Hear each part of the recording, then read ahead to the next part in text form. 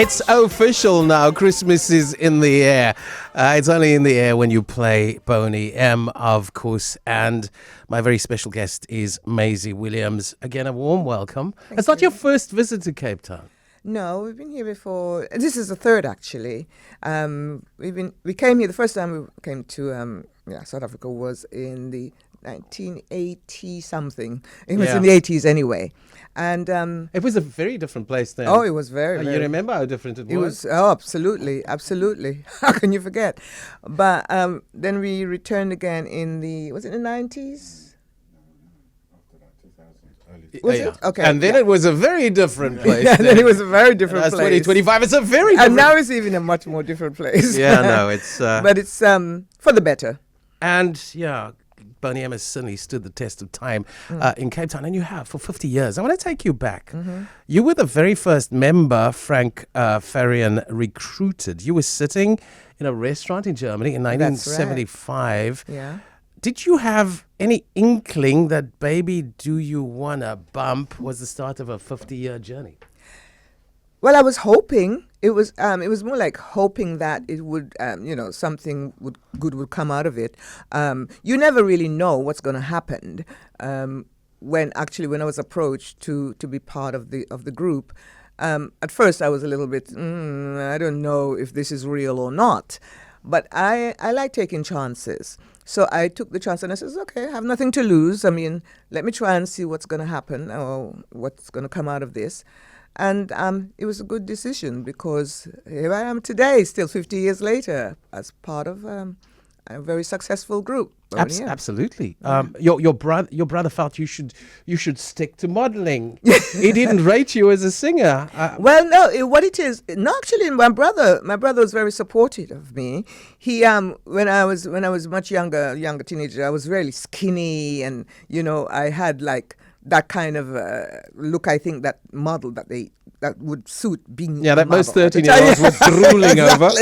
So my brother actually took me to the modeling school, the modeling academy. He took me there because I think I was too shy to do it myself. So my brother said, "Come on, I know a modeling academy in Birmingham because I was raised in Birmingham." Yeah. And he says, "Let's go there and see if they will, take you on."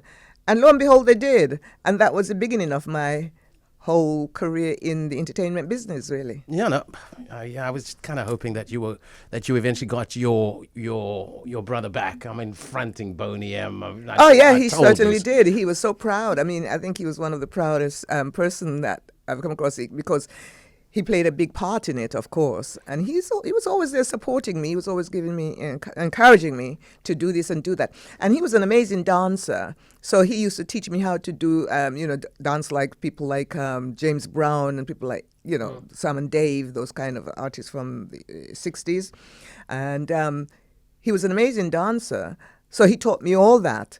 And, and then actually it was him who took me to the Academy of Modeling in London. He and his friend drove me there because I wanted to get a little bit higher. Because the one in Birmingham was just a beginning. So he's really contributed a lot then. He sure did. To the overall package that is Maizie Williams. He did.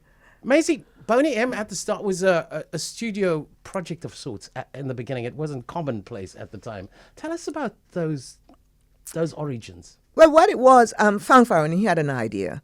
And he wanted to, let me just start at the beginning. He had this idea of putting a group together with 4 people, 1 guy and 3 females.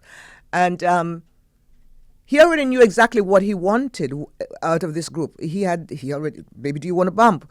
He already experimented with that, and that was the sound that he wanted for Boney M. Yeah. And he wanted it to be a black group. He already knew that's what he wanted. He wanted to be for. So we got ABBA now. ABBA's done, yeah? We want a black Exactly. So, yeah, and obviously, we all came together. I mean, I was the first member, of course. Yes. And I went around searching for the other 3 members. And eventually I found Bobby. And then it was Liz. No, Marcia, sorry, it was Marcia. And then Liz was the last one. And of course, then we came together into the studio in Frankfurt, Offenbach. That's where the first studio recordings was done. And he did sort of like experimental voice check tests and all that to see how it's going to work. And lo and behold, he loved what he saw and what he heard from us. And yeah, the rest is history. And Baby, Do You Want to Bump? Yeah, we performed that for the very first time in Belgium. That was in 1975, actually. Yes. 1975. And we performed that on a big TV show. And people loved it. And we, the choreographer, and Bobby was quite, oh gosh, his energy was amazing. And so the record company loved what they saw from that show and the energy that we, the group, applied to the song. And then after that, we did another show in Belgium. Not Belgium, no, in Holland. And it was something similar to Top of the Pops. We had Top of the Pops in London, and they had like something called Top Pop in Holland. And we performed on that show. And that was the show that landed us our recording deal. And they just loved what they saw and said, okay, we're going to sign this group up. And here we are, 50 years later. It's an incredible story, actually. And it's a Caribbean and a German kind of mix. And is London where everything came together? No, Germany. Germany. Yeah, because he's German, of course. Yes. Our producer, he's German. And we were all in Germany. Okay, I got you. I mean, Bobby was a DJ in Germany. Liz was with a group called the Les Humphrey Singers in Germany. Marcia was doing like a solo thing in Germany. And I was in Germany. At the time, I was sent there to do a fashion show. And just when the contract was expired, that's when I was approached, because I thought, oh no, I don't really want to go back to London and go back to a 9-to-5 job again, because modeling, you never know when the next job is going to come in. Sure. So, and you have to pay the bills and all that, of course. And you were sought after in no time. Exactly. So I thought, okay. And being in Germany is where it all started. It all came together. I mean, when I was approached, sitting in this restaurant with another two friends of mine who was doing the same show, when the agent walked up to our table and said my name, Maizie, we thought, we don't know anyone here. Who is she? And so we said, yes. So he said, are you Maizie? I said, yes. And who you? And she spoke no English whatsoever. So she had a guy with her who was interpreting everything that she was saying to me, that she wanted me to, hear. So he explained to me that she is an agent who was recruited by Frank Farian to find 4 people for this group that he had the idea. Yes. Anyway. And someone told her about me in this show. And she wanted to know if I would be interested in joining this group. And I thought, I'm not too sure that's legit, Someone walk up to you in a restaurant and said that they want you to join a group. And it's like, you're in a foreign country. And it's like... And you had other plans for yourself anyway. Exactly. But lo and behold, I took a chance and I said, well, we'll come to the office the next day, because that's what she wanted. And I went to the office and then they explained everything. And then she called Frank. I spoke to Frank. And then we needed to find the other 3 people. So we just drove around Germany until we find the other 3 members. And that was it. So Boney M is at the Grendel this weekend. We'll give you all the details in a short while. Ma Baker. Mm-hmm. She taught her 4 sons. Yes. That's a true story. That's a true story. Baker to handle their guns. Yeah. I've heard Lady Gaga. I've heard Duck Sauce cover that. Yeah, that's right. What does it sound like now? Just hearing them cover "Ma Ma Ma Ma." Yeah, the sample. What does it sound like to you? The sample. The sample sound. At first, I didn't recognize it as until I realized, oh my gosh, they just sampled one of our songs. Yeah, it was good. I mean, it's. I'm feeling quite privileged that Lady Gaga sampled one of our songs. So. It's good. Whenever someone sampled our songs, it's always good. Hello. Of course. It's royalties. Yes.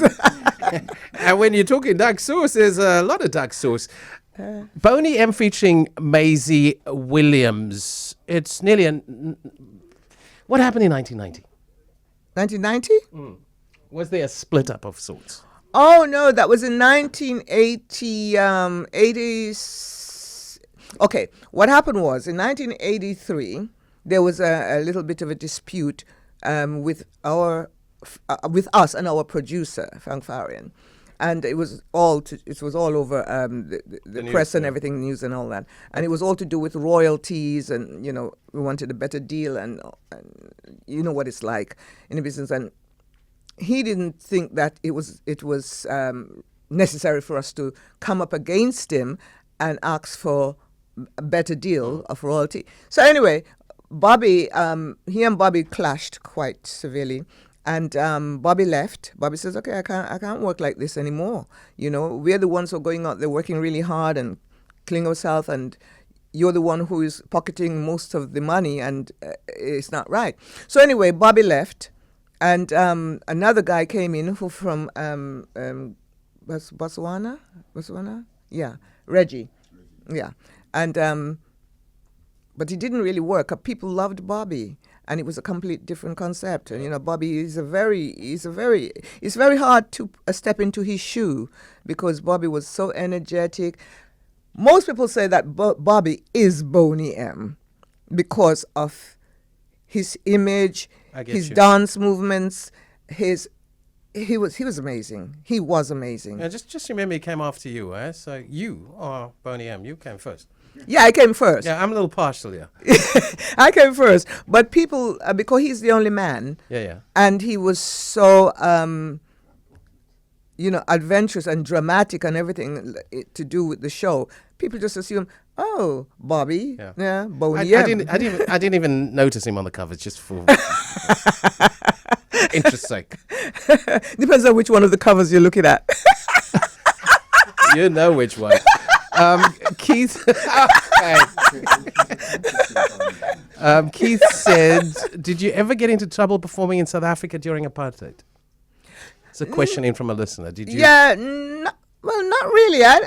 We didn't feel that we really got into trouble. Okay, there was some dispute with some places like Jamaica, and they sent someone here to ask us why we were... It's a cultural boycott at the time. Yeah, exactly. So we explained to them, here's the thing. If we, as a black group, do not come to South Africa and perform for the people of our color, who is going to do it? But you had a mixed race audience. We did. We asked for it. You got us together. We actually asked for it. We said we wouldn't do it unless we get a mix. We put it in the contract. It had to be a mix audience. And some people understood then that we can actually dance together. Yeah. It took a while for us to live together, but yeah, that was a breakthrough. Yes, exactly.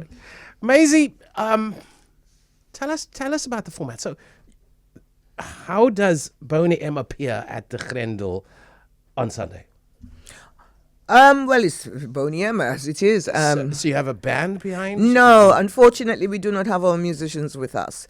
It would have been really a good thing if we did, because we have an amazing live band show with the musicians, the band.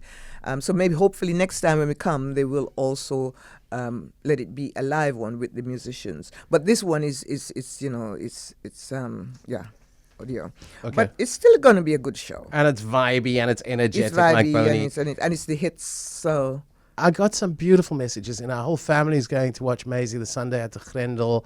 We are dressing up and so excited. That's Kim in Durbanville. She's coming prepared for you, Maizie. Is that how a Boney M show is best enjoyed, dressing up and maybe feeling the energy of the 70s in the process? Yes, actually, believe it or not, people come to the show in retro styles, like the afros or the outfits from the 70s, and it's like a dress up. It's a whole dress up thing. And it's exciting. It's exciting. We have a lot of memories. Oh, man. Lots of memories. Rasputin, you're going to hear Daddy Cool, Rivers of Babylon. Yes. Repertoire is going to be very familiar. We're all going to be singing along as well. Exactly, all the hits that people love, And it's amazing how everybody know all the lyrics. Sometimes I thought, I don't have to sing. I don't have to do anything. Let them do it, because they are singing the songs for us. The audience is just take over, and it's like, okay. Let's take a listen. But I think it's really great to have you with us Thank you. in Cape Town specifically. I would imagine, just in closing, that you are going to be away from home this Christmas. No, we're back. You're going to make it back in time. We're back just in time, one day before Christmas Eve. Is there something that you observe on a Christmas that you would not sacrifice for anything? I do love Christmas at home with family and friends. Do you cook? I do. Okay. I like to do that, and I do all the cooking. And you spoil everybody. Yes, I try my best to. With all those Lady Gaga royalties and the whole street, the whole community. So this is the final curtain tour? I don't know what it means. Oh, no. We're constantly touring. Okay. And we have next year is completely booked up, more or less. And we have a big Australian tour next year, starting from what, end of March? End of March. Oh, great. While you're back in the energy, we certainly need to feed off it. Yeah. We're going to wrap it there.